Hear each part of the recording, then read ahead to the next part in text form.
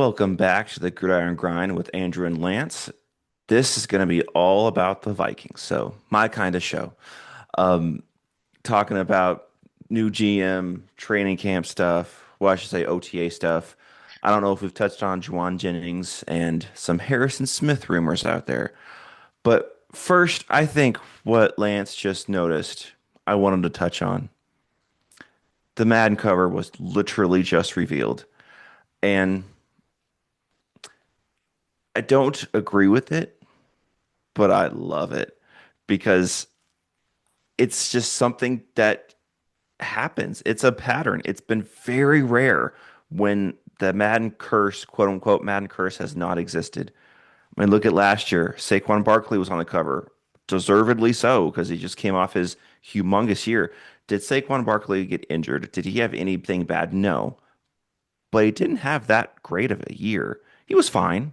He was solid, but it wasn't like top five or anything like that. He was just a solid running back. Was it his fault? No. There are other things going on with the Eagles, as we all know. We've shared on this show a lot, but it just seems like every year the Madden cover, something goes wrong with that player. I can only think of like maybe once or twice that didn't happen. So as a Vikings fan, seeing that Caleb Williams is now on the cover, which I mean, I'm sure he's a very popular guy with all of his fourth quarter crazy throws that he made. But with him on the cover, I don't know. He might be having a little bit of a down year if this mad curse pattern continues. What are your thoughts? Uh, we'll see. It's hard to know in these types of situations. Um, Hmm. I just think there were far better candidates. For sure.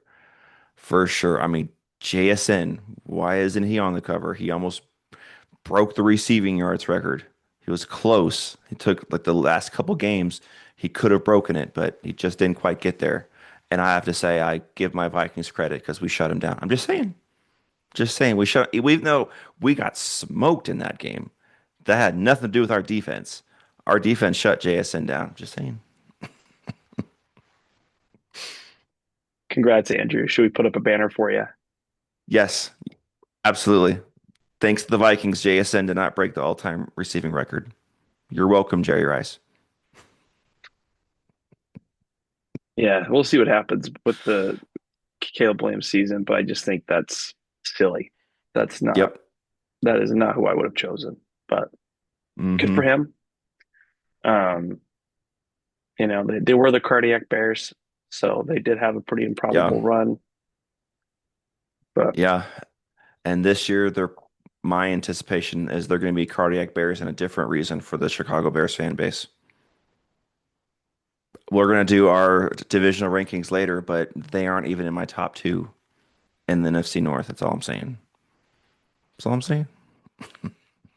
Because those fourth quarter comebacks don't happen all the time, and leading the league in turnovers by that much margin, they're like a plus 22. That yeah. turnovers are going to come back to earth. It's gonna come back down, and that's just how it is. And so, what are they going to do without getting like 30 interceptions? See how the defense goes. They lost a lot of players. They picked up a couple pieces. Thielen Thielenman's a great player, but he's just back there on the safety side. Who's going to cover all these receivers? Anyway, this show's all about the Vikings, and I had some stuff to talk about, and I believe I want to start with our new GM. So we hired Nolan Teasley on, was it Sunday? Something like that, Saturday. I think it might have been Saturday. It was Saturday. We hired Nolan Teasley on Saturday, and we're recording this Wednesday morning, and he has his press conference today, like early afternoon-ish, like 11 or something. And so he's going to ask a lot of questions, all just the normal stuff. But I wanted to start with a background just of the individual, and I'll go with the process and the timing. But we'll talk about that. But just Nolan Teasley himself first. He comes from the Seahawks. Was there like 14-ish years. He started out as an intern, and he worked his way up all the way to assistant GM. And he was on their scouting department like year two. Like he was an intern first year. He was in the scouting department year two. So he grinded. He did his job. He was a hard worker. And I don't know how much credit he gets in the Seahawks drafting success and their just personnel success, but it's not zero because he was in that room when they picked up the Legion of Boom, when they picked up this past year with Sam Darnold and going to the Super Bowl. He was the assistant GM then, and he was there during their drafts the past 4 years. That has been top five to top 10 every single year. I mean, you look it up and down their roster at guys they've drafted: Boye Mafe, JSN, Kenneth Walker, Gray Zabel, other O linemen. Who was that other receiver they drafted? I forgot his name, but and the cornerback you just got, Reek Woolen, they drafted him as well. They drafted Devin Witherspoon. All these guys were drafted, and that is Minnesota's biggest weakness the past 4 years is the draft. So I love the individual, the hire, and every person that's talked about him from what they're hearing behind the scenes from other personnel people, other GMs that know Nolan Teasley well, think this is a home run of a hire. So I am thrilled for the person. I think Nolan Teasley is going to do really good things, but there are a couple interesting talkers on this. One is how much power is he truly going to have? Because there's been talks about like a triangle of authority and things of that nature to where KOC and our interim GM, Rob Brzezinski, will also have some say. There can be positives in that, but there also can be a lot of negatives in that because someone's got to make a call. And if there's three people with the same power level, how is the decision ever going to be made? That's a little bit concerning. And who is in charge of the final roster, the final 53? If that's the head coach, that could be dicey because he has relationship with these players. KOC is a very friendly guy, always conversating with his guys. So if he has final say in the 53, then he's going to maybe skew to someone he likes more than someone that might make the team better. Those are some concerns. Now, not guaranteed that that's the case. It's just speculation that there might be a triangle of authority that's been talked about with some of our beat writers. And the questions are going to be asked today at the press conference. Nolan Teasley, like like what kind of power do you have? Blah, blah, blah, blah, blah. But the reason why that there's speculation that KOC might have a little bit more power than normal head coaches would is because he was involved during the hiring process of our new GM. He was in all of the interviews, all of the discussions. So his voice was very loud in that decision, which again, the decision I am thrilled about. I love the hire of Nolan Teasley coming from the Seahawks, coming from oh man, what is his name? What is their GM's name? I'm drawing a blank on their GM's name, but he has had a lot of success. That tree that they come from is really good as far as scouting, personnel, John trading. Schneider. Snyder, that's right. That's right. And if you think about it in this way, look at some of the moves that John Schneider has made, especially the past couple of years, starting with DK Metcalf. That was not a popular move, especially within Seattle. Why are we trading him for a second round pick? He's our best receiver. Well, we have JSN sent in the wake, and DK Metcalf is a headache in your locker room. Let's see what we can get for him. They got a second round pick, and then they won the Super Bowl the next year. Just saying. And then another very unpopular move was trading Geno Smith to the Raiders for a third round pick. Well, who were going to give a quarterback? Well, they signed a good deal for Sam Darnold, who was coming off a really good regular season with Minnesota. And we had conversations on who's better, and that conversation still could happen. I'm still not saying Sam Darnold is a way above Geno Smith, but what they're capable of doing is similar, and Sam Darnold is younger and cheaper. So it just made sense to do that. And with that third round pick, they drafted Jalen Milroe in the third round of that draft. So they have a developmental quarterback behind the scenes in case Sam Darnold doesn't work out. These are just chess, not checkers type of moves from the Seattle Seahawks general management team, which Nolan Teasley was on. So again, the individual, I am absolutely thrilled about. There's just some concerns about who has what power, who has what say. The positive is it's been reported that Teasley reports directly to our ownership. So it kind of sounds like he might be the loudest voice, but maybe not have full power. We'll see.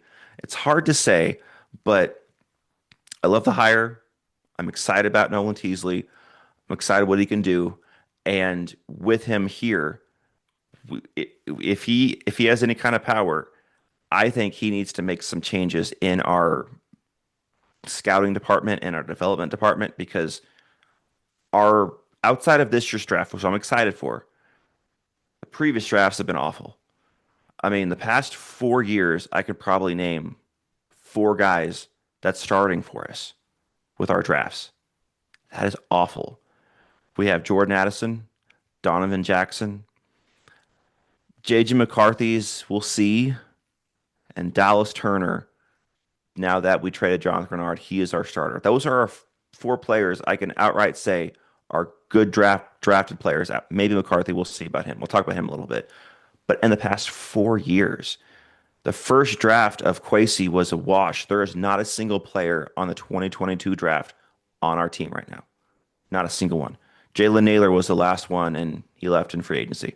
So our drafts have been bad. If you look at any kind of statistics and rankings for the past 4 years, Minnesota is like bottom three overall in any metric you can look at. So Nolan Teasley coming in should improve that, and hopefully he can bring in some of his guys to improve our scouting department because it has not been great.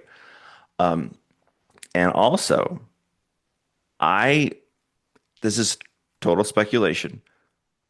I'm wondering if this is going to be Jordan Addison's last year in Minnesota. I don't think Teasley's going to trade him right now because he just got here. He needs to see things. He needs to understand the room. He needs to understand the team in a good manner, like in a deep depth manner. But Jordan Addison reminds me a lot of DK Metcalf. Really good player, but off the field issues and some characteristic issues. And is this going to be just like a DK Metcalf, where after the season, because I don't think he's going to trade him this year, maybe before the deadline, we'll see. But is he going to, because he has one more year left on his cheap deal. He's only making like $3 million. Dollars. It's no point of trading him right now. But next year, we've already picked up his fifth year option for like 14 or 15 million, whatever it is.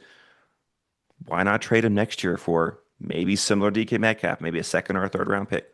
I can definitely see that happening. So I'm going to be interested to see that. I'm be interested to see what kind of moves he makes as our GM. But the other part about him that is really interesting and doesn't make a ton of sense, and we touched on it, is the timing of it. This whole process has been off. The whole thing has been off. I can openly admit that. Kwesi was at some of those senior bowls and at some of those college just like scouting games.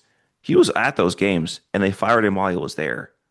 That you should fire him after the season's over. Why wait until you send him out to go to the Senior Bowl and scout some of these players and talk to other GMs? Why? That didn't really make a lot of sense. There is speculation out there that is because they fired him because Sam Darnold won the Super Bowl. I think that's silly. I don't think that's it. I just think that internally they had these conversations and then they waited till he was out of the building and they had meetings behind the scenes. So it was a coup. It was kind of like a overthrowing of the leader, and I don't know how I feel about that process. The end result I agree with, but the way it was done was odd.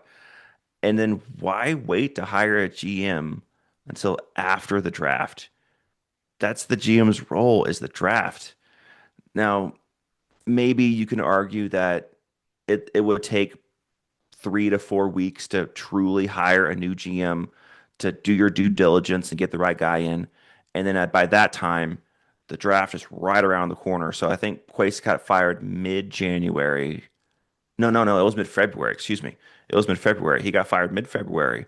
And then if you start scouting for a new GM, hire them mid to end March, that GMs have no chance to truly prepare for the draft. So I can hear that argument, but it's still so strange.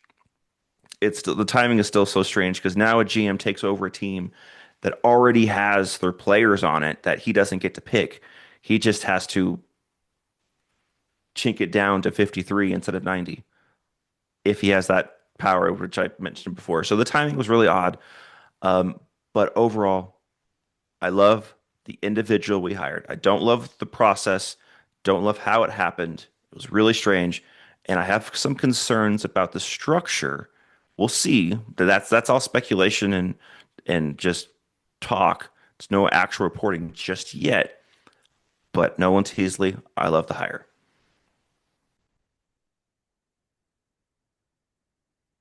Yeah, I don't think I have much to add to what you just said. I just still feel like the process was just weird and Absolutely.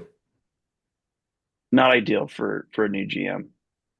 Hmm. Um, so I do think it's possible that the Sam Darnold and fallout could influence it, um, because we have seen owners make these type of petty choices in the past. Hmm. Um, think about the AJ Brown game, right? Where AJ Brown goes off on the Tennessee Titans and the owner then fires the GM literally the next day. Hmm. So it's not unheard of. Not unheard of to be influenced by outcomes that Unless your name's Shane and you're with the Giants, because you get rid of Saquon Barkley and Saquon Barkley wins the Super Bowl and you get an extension. well, I think the state of New York just has a hard time running football operations right now. So from Hmm. Buffalo to the New Jersey metro area itself, Hmm. it's just don't understand it. But I'm glad those aren't my fan bases, and it's nice to have the Yep. Giants secure their future for being mediocre. It's just Hmm. better outcome for me in the NFC East. So thank you, Giants. Really do appreciate your contributions. Yep. Yep. Yep. And so for the same Darnold thing and win the Super Bowl, another reason why I don't think that him winning it had a huge factor is I think the decision was already made before the Super Bowl. It's just they didn't announce it until a little bit later when he was gone and they had final discussions behind the scenes. Now, did it factor into the fact that Sam Darnold had a lot of success during the season and then our quarterbacks had a lot of not success during the season? I can completely agree with that. But him actually getting a ring, I don't think had a factor because I believe, just my belief, this isn't any reporting or any hearing behind the scenes, but I believe the decision was already made before the Super Bowl and they were just needing him to be gone to finalize some talks behind the scenes. That's just my opinion on it. But him having success last year absolutely played a factor because our quarterbacks had negative success when Sam Darnold was an MVP candidate for a good chunk of the season. I still have a problem though with the fact that you got to take accountability, and Yeah. I do worry And it about. wasn't just Quasi's fault. There was a lot of people in the building that are still there that had some problems with drafting, developing, and understanding what players to add to the roster. And that's what I'm hoping Nolan Teasley can rectify a little bit. I'm hoping. Well, and the other part is too that I just keep wondering is how much influence did Kwesi have in the drafting process? How much was he doing the bidding of Hmm. Kevin O'Connell? Because um, I mean, for what I read, Kevin O'Connell wanted JJ McCarthy. McCarthy. I mean, I know that there's talk that we've talked about that they wanted to Hmm. trade up with the Patriots and they wanted Hmm. to take May, but um, I just worry about accountability. This is a For joint sure. adventure, and if you fault a guy making it think, making the team think, hey, it's not my fault. We were dealt a bad hand. Hmm. And I don't know. I still worry about that for the Vikings. And because like even with the Rams, I think that I just see a coaching pedigree history issue where there have been times Hmm. where Sean McVay has had a difficulty taking accountability for the inability to succeed. Um, like for example, with Sean McVay getting Jared Goff all the way to the Super Bowl, Sure. Uh, should Jared Goff have played a better game against the Patriots? Absolutely. But the Patriots only scored 13 points in that game. So to Hmm. me, that game was just as much of a failure of coaching as a failure of quarterbacking. And I still feel like McVay never really took accountability. Like his version of accountability is, oh, we got to get rid of Goff. That's the issue.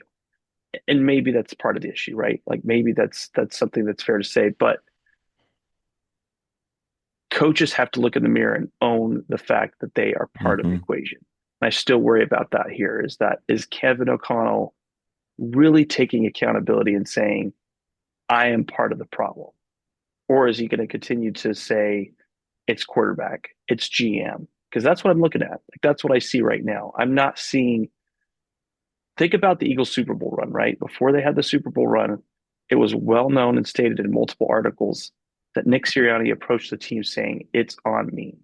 I haven't seen that from Kevin O'Connell. And I think that that would be necessary for the Vikings to really succeed, from my Yeah, that's fair. I will say with the drafting point that you touched on, I do believe that KOC did have a strong voice in the quarterback drafting, but I believe J.J. McCarthy was the third quarterback he wanted.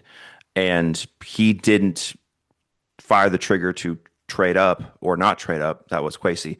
But the rest of the drafting was all Quasey. And the draft were awful. So the overall draft is on him. Development, quarterback, all that different story. But just drafting and picking the players and the way you go about with trade, like trading, moving up or moving down. Like the very first draft, we had the 12th pick. We traded down all the way down to 32.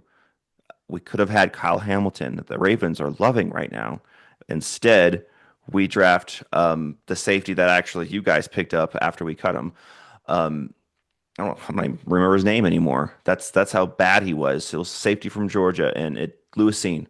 We drafted opinion. Lewisine at pick 32 when we could have had at pick 12 Kyle Hamilton. And like I said, the 2022 draft, which was that one, we have no players left. We picked up more draft capital, sure, but none of those players sticked. That was 4 years ago. Those players should be getting extensions right now, and we have none of them left. And another point on that is that when we traded up to get Dallas Turner, which everyone is saying it was too expensive, which by logic, black and white, it was. I love Dallas Turner as a player, but it was shown some video clips in the war room of Minnesota. And then Quasey leans over and tells Kevin O'Connell, I moved up. We're getting Dallas. And Kevin O'Connell's like, really? He had no idea about that. So that's why I'm saying the draft, 95% of it was all Quasey outside of McCarthy because KOC said, I want one of these guys. And Quasey couldn't get up with the Patriots. That's fair. Patriots were not moving off of Drake May. Quasey couldn't get up to get a Jaden Daniels. It's fair. No, the Commanders were not trading off. And there's also talk, which I don't agree with, but there's speculation of did KOC want Penix more than McCarthy? I don't know about that one, but there's questions about that. And of course, Penix was before McCarthy as well. So that's where I'd put the accountability on KOC is he wanted McCarthy as his third or fourth guy, and he hasn't developed him the way he should have. So that, yes, but the rest of like GM job, drafting, trading, picking up players, that was all Quasey. But now we'll see what the power structure is like. But moving on to JJ McCarthy and this quote unquote quarterback competition. So OTAs have started. They were both interviewed on the sidelines, McCarthy and Murray. And from just listening to some people who are at the practices and watching, I do think it is a semi competition, but I think it is skewed to Kyler. So I think they're giving JJ a shot, like saying, show us what you got. If you are wowing us, you will get the starting job. But if it's even Steven on both sides, it's going to be Kyler. I think that's where it's at, is where JJ has to, I don't want to say majorly outshine Kyler, but it has to be obvious that he is playing better during practices than Kyler Murray is for him to get that job back because When he was interviewed on the sidelines, it's been going everywhere. It's been trending, as people say. They asked him some questions, and they asked him about Kyler, and he said it was the organization's decision to bring him in. And J.J. McCarthy seemed very upset, very just defensive during that whole interaction. And they asked him, "Are you guys getting along?" And he said, "It's basically like high school. I sit on one end of the room, he sits on the other." And it just was abrasive. It was kind of uncomfortable. But I'll say this. Did McCarthy do that very professionally? Maybe not, but he was honest. He was ticked off, and I love it. I want him to be extremely upset and extremely motivated so we can get the best out of him, the best out of this competition, which is just the overall better thing for the Vikings. If he doesn't win it, he can learn from it, and he is the only quarterback on contract next year. So the job is still his next year because there's no way we're re-signing Kyler Murray. If Kyler Murray has a decent year, he's going to get, as people say, the bag from someone. And Minnesota's shown in the years. Look at Sam Darnold. We're not willing to do that right now. So I truly don't believe Kyler Murray is going to be back next year. The only quarterback on contract is J.J. McCarthy. Now, if Kyler Murray leads us to like a deep playoff run, of course we'll bring him back. I don't know if that's going to happen, but J.J. McCarthy is the only quarterback on a contract next year. So this, I kind of like ish what KOC is doing with making him upset, making him motivated, getting the best out of him, getting some improvement out of him, maturing him because that's been some talk behind the scenes that his maturity was a little off last year, and maybe getting him prepared for next year. And also, Kyler Murray has never, outside of 1 year, his entire career, entire 8-year career, played an entire season. He's missed games all the time. J.J. McCarthy missed a lot of games last year too. So there is almost a guaranteed chance that both quarterbacks are going to play this year. Another reason why they brought Murray in and Carson Wentz back and all that, because we don't want to have a Max Brosmer situation like last year. And then Kyler Murray was interviewed, and he was very professional. Said, "Yeah, I've been an 8-year veteran. I'm doing whatever I can to teach the young kid and talk to him all the time and all this stuff." He was lying, probably most of it, but he was doing like coach speak, quarterback speak to the reporters, and he was not giving anything worth talking about. It was all J.J. McCarthy who was being honest and very upset, which I like. And then there's been some people saying, "Oh, J.J. McCarthy wants out." That's not true.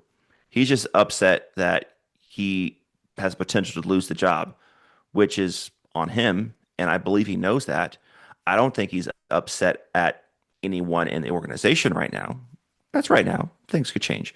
But why would Minnesota even think about trading him? That's silly. That's stupid. A, his value is really low. B, again, Kyler Murray is always hurt. You need a good backup, and I'd much rather have McCarthy in there than Wentz. That's 100% going to happen. If Murray starts, wins the job, plays, high chance he's going to get hurt. McCarthy's going to play anyway. So that's some stuff going on behind the scenes in OTAs.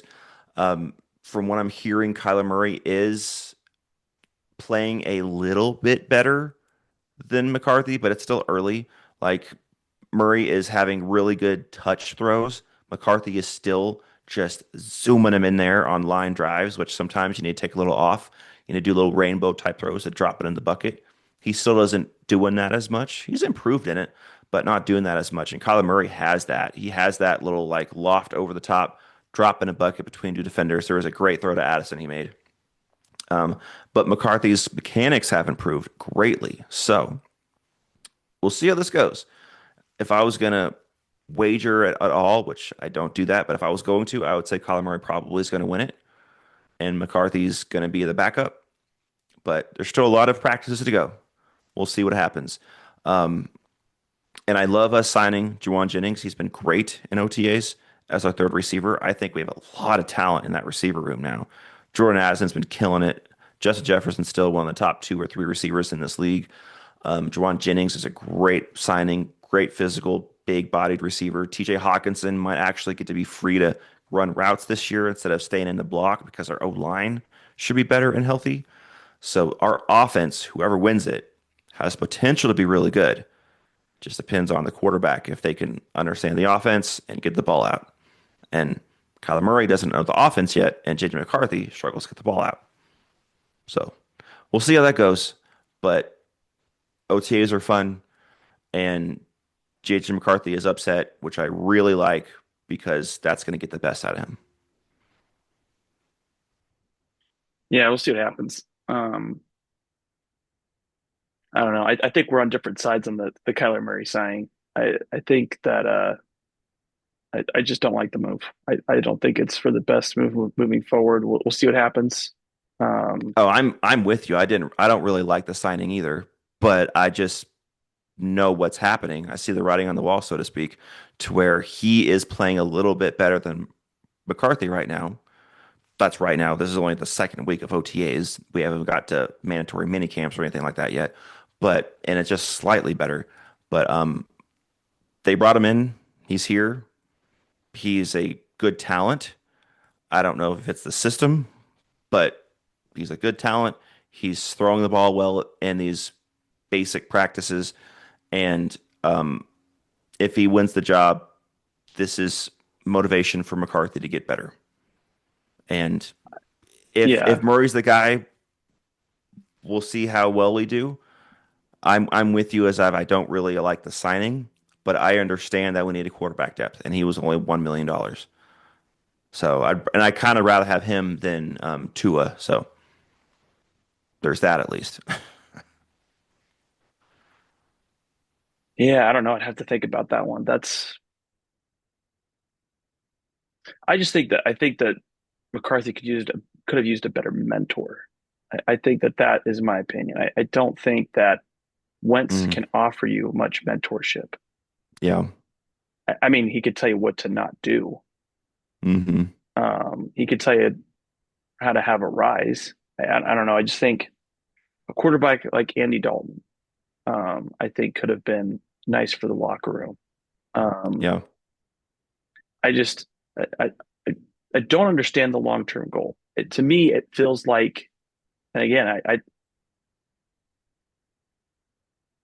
Kevin O'Connell should be on the warm seat, and I don't think he Hmm. is. I don't think that's the way the moves have played out, but I think he's won the narrative in reverse. I not meant to be a dig, but I think it's a Joe Shane-esque environment in reverse, where he's convinced ownership the issue was the GM, whereas Shane convinced the Giants that the coach was the issue. And maybe that's not right. Maybe it should be different. I just think um, I don't look at the games I watched the Vikings play last year and think it's on McCarthy. That's not. It's just not the way I Hmm. arrive at it. Were there issues? Absolutely. Could he have played better? Sure. But I think it's a little crazy to think as a coach that you're going to find players that fit your system all the time. You got to adjust to them, and so we'll see if he could do that. I just question some decisions, right? Like going for Wentz as a backup last year to me felt strange. It really did. I would not have settled on Wentz being the backup for the season and thinking that was going to be fine. Um, and maybe that's Quasey, but coaches know when there's issues. And Wentz wasn't that expensive. So you should have been able to pivot to option B. I just, again, I struggle from accountability perspective. The Vikings can't get anywhere if the right accountability is not happening. And I don't know if the right accountability is happening. I think that you don't hold the type of press conference for Kyler Murray that you did if the expectation isn't that he's going to start. Hmm. That would be very weird. You're clearly doing it because you're trying to reignite the fan base and get them to buy in and get them to be hopeful.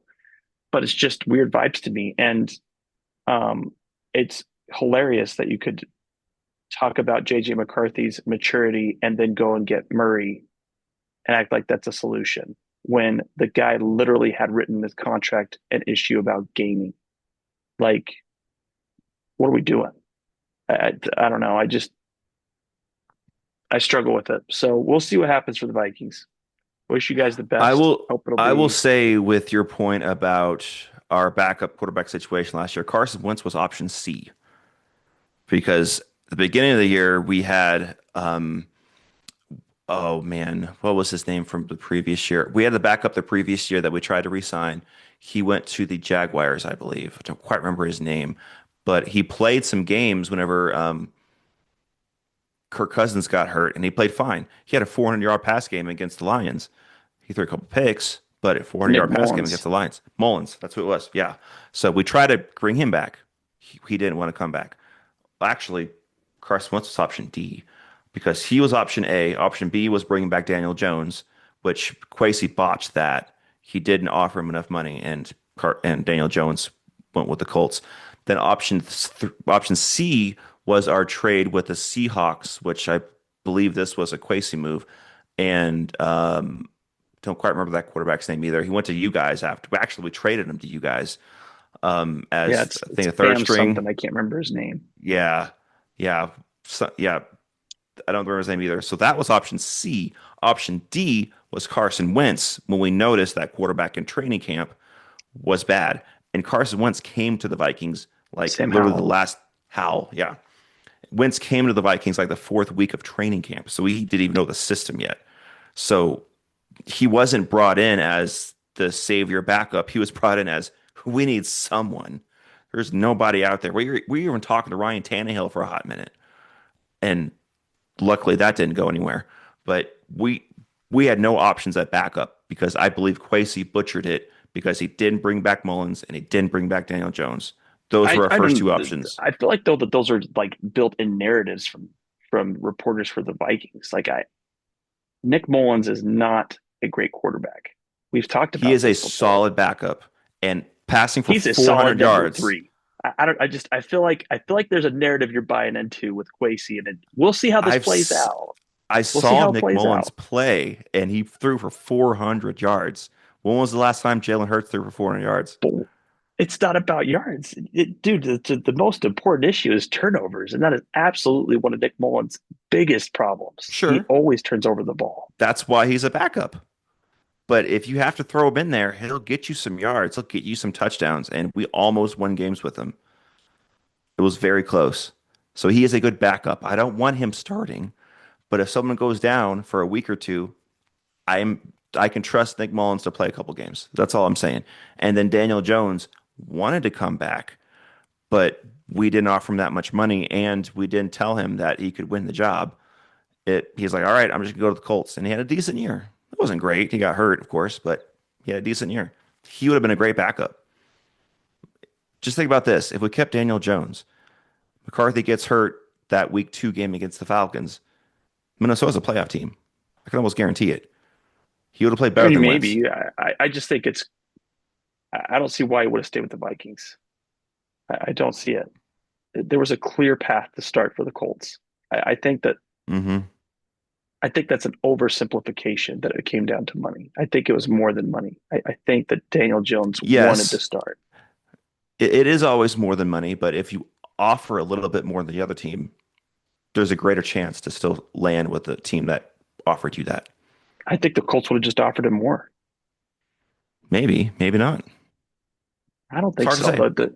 The Colts. I mean, look at the Colts that have done with Jones. They have shown that that is the path Hmm. they want to take forward. I think that was the obvious thing that they were going to move forward with Jones, and Richardson was just his discarded bag. And um, All I'll say is Kwesi butchered the Daniel Jones thing because he offered him a contract and then he walked away thinking he was going to sign it and didn't make any plans after that.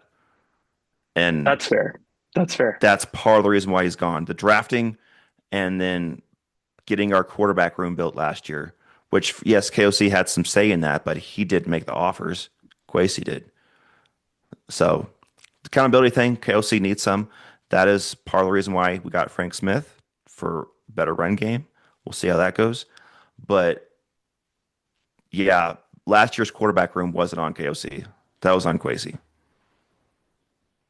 Development, that's on KOC for sure. But personnel was not. We'll see if that's the case now. We'll see how the power structure goes. But I'm not going to put the quarterback room on KOC the past few years because he had a voice, but he didn't make the call.